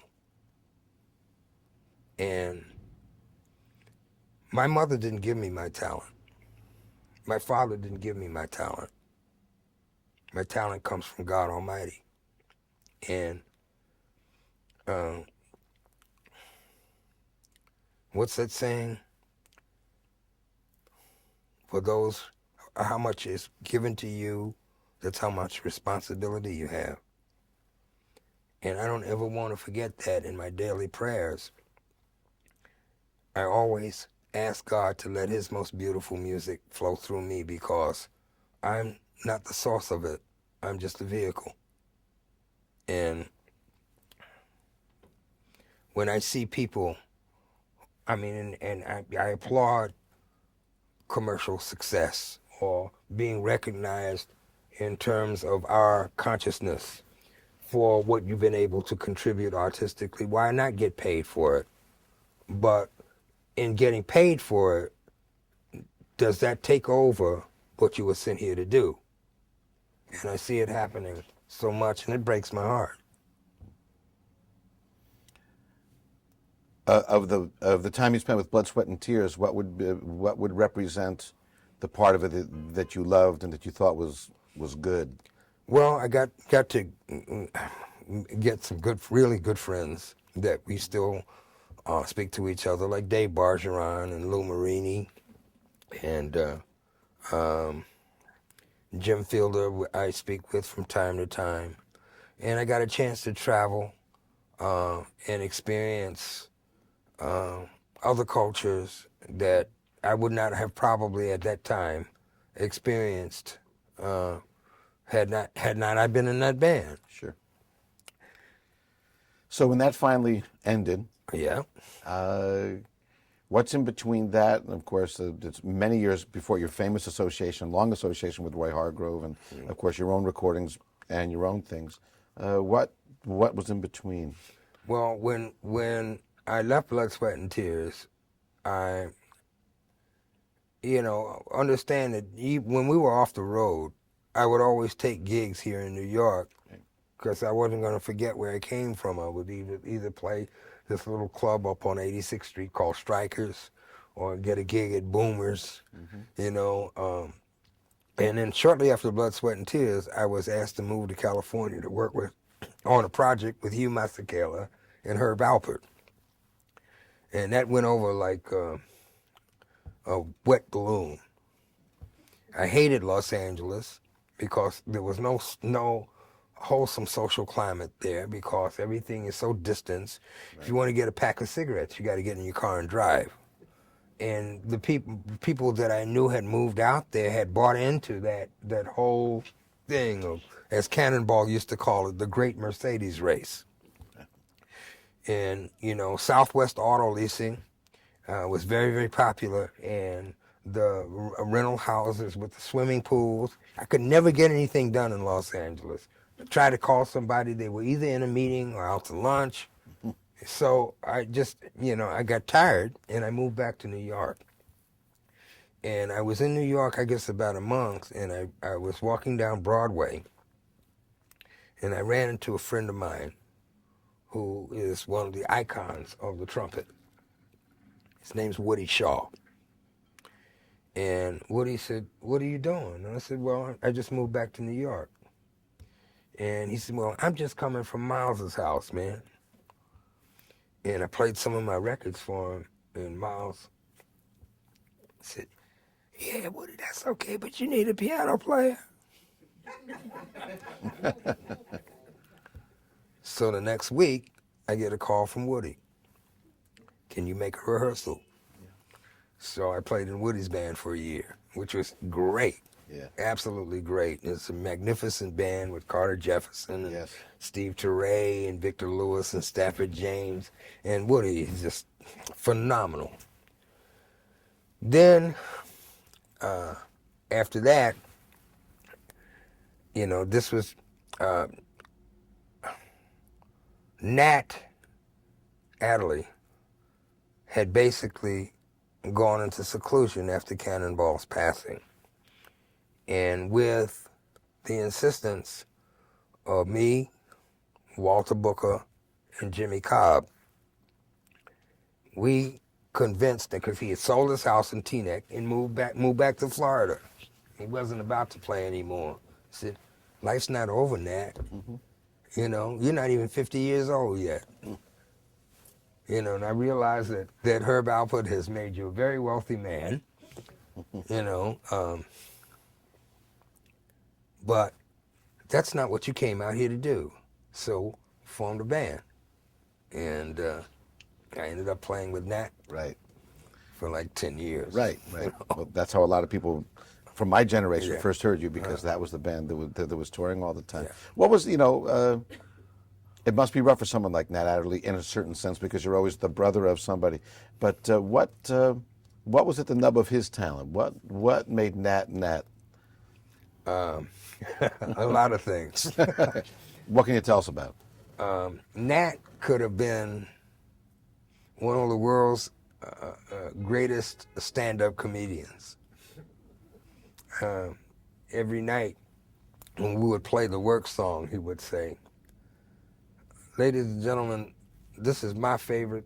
This next song was written by my favorite composer, me." He says, I wrote this song, named the record right after the song, and had Sam Jones and Percy Heath playing cello, and sold about 10,000 copies real quick. Then my brother Cannonball recorded this same song, sold about 200,000 albums real quick. And then other people recorded it. The song has been recorded over 100 times by people like Joe Williams and the Count Basie Orchestra, Tennessee Ernie Ford, Conway Twitty, and a man by the name of Herb Alpert and his Tijuana Brass. Oh, funny stuff.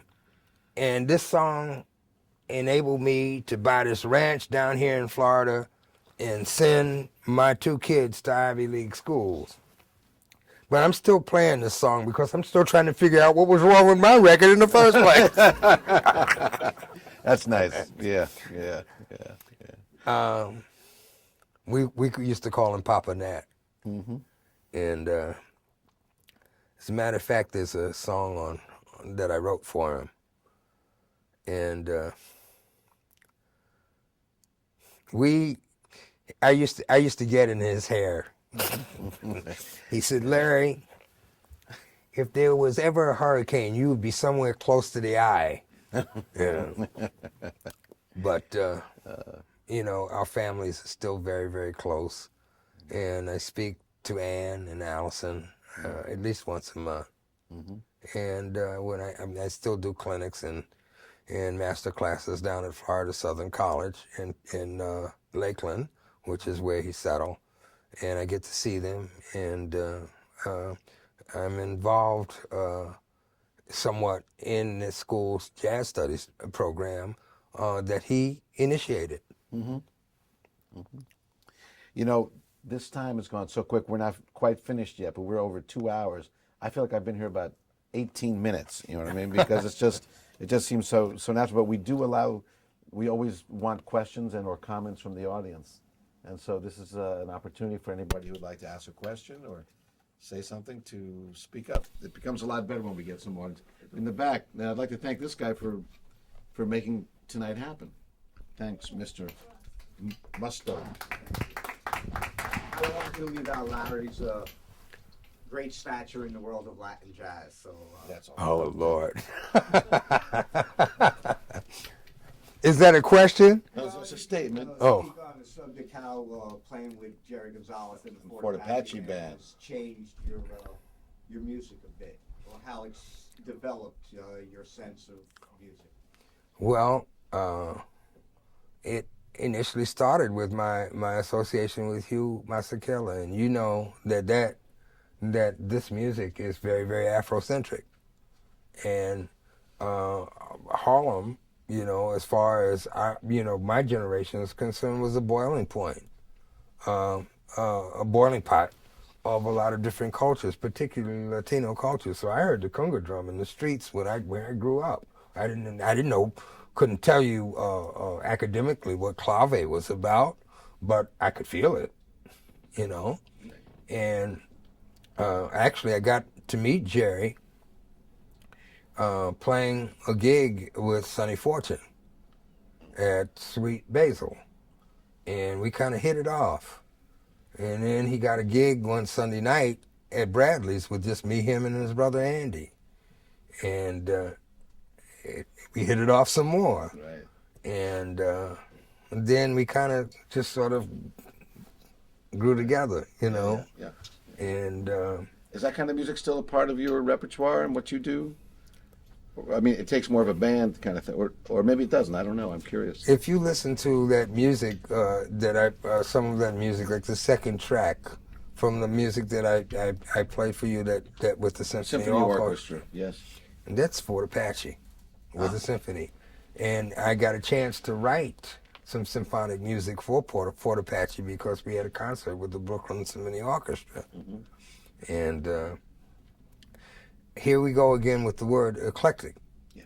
You know, as Duke Ellington put it, there are only two kinds of music, good and bad. Well, I'd like to thank you very much for. Oh, did you have a question here? I'm sorry. I do.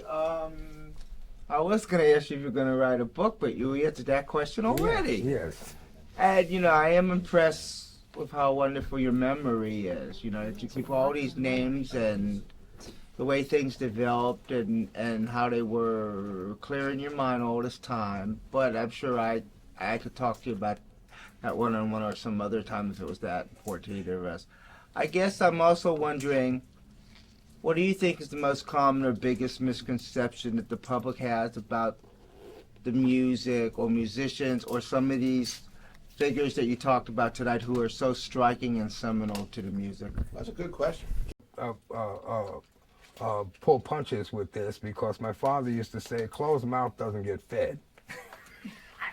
But I just went through something, and still going through something very, very, very, very horrendous with the Kennedy Center. Just the way they went about doing things in terms of compensating me. And a lot of people take for granted what we do, and they think that whenever they see us on the bandstand, we're having a big party. And we certainly are, but they don't have any clue as to what it took for us to get to the bandstand and why they're there listening and enjoying what we do.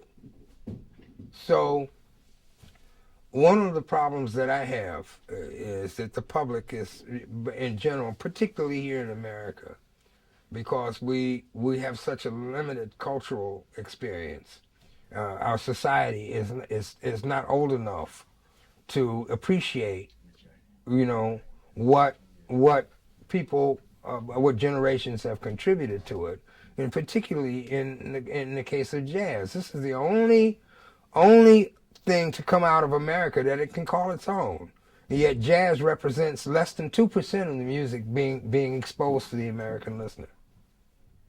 And I think that's, and it's all intertwined with a lot of social issues that we're still grappling with. Hopefully with the election, this last election helps rectify some of that. But Americans, when I listen to Dick Cheney say that waterboarding is cool, and we send an army off to fight Hitler that's segregated, and we hold Joe Louis and Jesse Owens up on a pedestal for what they did against two Germans, and then they come back and they're sitting on the back of the bus. We've got a lot to undo here if this society is going to survive and prosper. And you know, we have to undo the fact that the society, as moral as the Declaration of Independence sounds in words, they were still, and take no offense, please, they were still written by a bunch of rich white men that didn't want to pay taxes. And here we are now giving tax breaks to the very, very wealthy. You know, nothing's changed. And when are we going to wake up here and realize that the rest of the world has passed us by? And we got to seriously start playing catch up here now in so many ways. Well, I really thank you, and I really appreciate your answer. You are real simpatico, as I would say. Thank you. Well, this is the time where... No, hang on. I'm not going to think, well, okay. No? And I have one more question. One thing, it's always so heavily weighted with the musicians, but I know that you're a very sought after arranger, composer for singers. And you've worked with some of the best. Like you. Oh, well, I'm talking about Carmen, you know, as somebody. But also, I wanted you to mention something. You have sort of gone back to some of your roots, your classical roots too, with your Italy Symphony, something you proposed recently. And would you talk about that? Mm-hmm. Well, this all started. There's a record that I made for a company that I was in partnership with. Called Maple Shade Records, and I wanted to make a record with strings. And the theme of that record had to do with my spiritual feelings. And the record is called Sanctuary. And you can order it. I mean, the one in Italy. Well, I'm getting to that. Yeah. Okay. And I sent the test pressings down to Florida Southern College because I was going to play at their festival. And the head of the string department and the conductor of the Florida Southern College Symphony Orchestra heard it. We performed it at a church service. And he called me subsequently and said, "We want to commission you to write a work for our symphony orchestra." So I said, okay. And so I wrote this piece of music for the symphony orchestra, and it kind of took upon a life of its own. And we actually recorded it with the Florida Southern College Symphony Orchestra, and then I sent that to my friend who was promoting this festival for peace in Chieti, Italy, and he heard it, and he said, "I can get you the symphony orchestra of the province of Abruzzo to do this concert." So I got my rhythm section mates, Buster Williams and Al Foster, and we went to Italy and we did this. And we also performed this with the National Symphony Orchestra of Ecuador in Quito last year. And we're going to also it looks like sometime in 2009 perform it again with the symphony orchestra at the Hart College of Music in Hartford. So I'm looking forward to that because that brings Jackie into all of this. Yeah. Well, at this point, I'm going to thank you, Larry, and say what a pleasure it's been. And this is kind of incomplete, so we hope that you'll come back and do a second part Anytime of it. you say. It was a Loren, great thank pleasure. you so much. The pleasure's mine. Really All was. right. We have a plaque we'd like to present you with. Oh, We're going to Lord. present you with our plaque. Can somebody press the play button so we can hear some of his music on the bows there? If you don't mind. And we're going to present you with our honorary plaque. If you'll stand up, we'll take our picture here. You stand right in the middle. This way. There's the photographer there.